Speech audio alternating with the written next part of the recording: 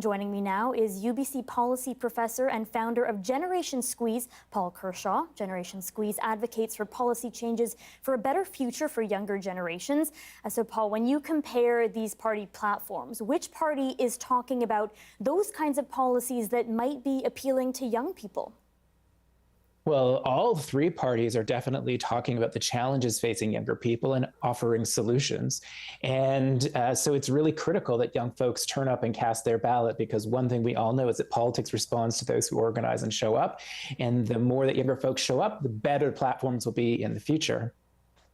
You know, we know the importance of people organizing, people showing up, as you were just alluding to. But do you get the sense that those promises could actually change how young people might vote? Are young people excited about going to the polls this election?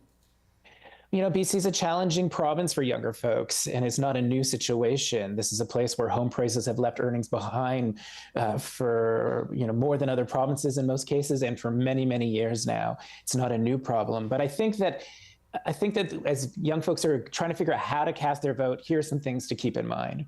Let me start with the Conservative Party. They're most likely to have heard about something called the Rustad rebate, and it sounds so good that maybe you could save $3,000 of rent a month from your income taxes. But the fine print really matters here. In starting 2026, you would save about $900, and eventually you might save as much as $1,800 a year. And I'll leave it to your listeners to decide, is that really going to fix the housing situation? The other key piece on housing from the Conservatives is that they really want to get new units built more quickly. They want the permitting process to happen faster.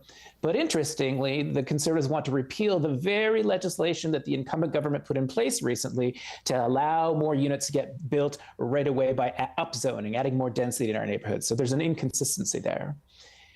On the NDP front, the housing situation, on the one hand, is, hey, they're the incumbent government. I'm mad at that. And that's understandable. At the same time, it's hard for me as a professor not to say a number of important changes have been made in recent months. I would encourage the voters to think about, wow, this changes to municipal zoning that the province has required is really important. So is trying to reserve housing for homes and not for vacationers, as is trying to discourage things like speculation and home flipping. And on the Greens, if you're interested in housing, I think the really critical thing to pay attention there is two things. One, the Greens are especially aggressive at proposing to invest in more non-market housing. And at the same time, they're more likely to ask homeowners like me, I've been a homeowner for 20 years, who've gained a lot of wealth in our homes, to consider contributing a little bit more in taxation so we can invest in more deeply affordable housing for younger folks. So I think that's how the three parties are playing out on this key housing issue when it comes to cost of living. Okay, and we have about 30 seconds left, but Rustad has talked over and over again about people leaving BC because of NDP policies and because of the cost of living. Do you get a sense that young people are actually leaving this province or thinking of leaving this province because of how expensive it is? Oh, let's be clear. People were leaving under previous governments well before the NDP came into power. So that's not a new thing. We need to be careful about how we contextualize it.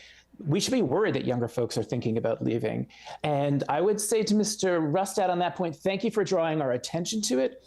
But I'm a little bit worried that Mr. Rustad is, in his costed platform, just out today, breaking news, is proposing that we're going to have our BC economy grow at rates that we haven't seen really in the last 30 years. And so there's a bit of wishful thinking in the plan put forward today by the Conservative Party. And if that's their plan to attract younger folks to stay with a bit of wishful thinking, I'm a bit nervous on that front, because we need to anchor our proposals in realistic expectations for where economic growth is going to be. All right, Professor, thanks so much for joining us. Have a great evening.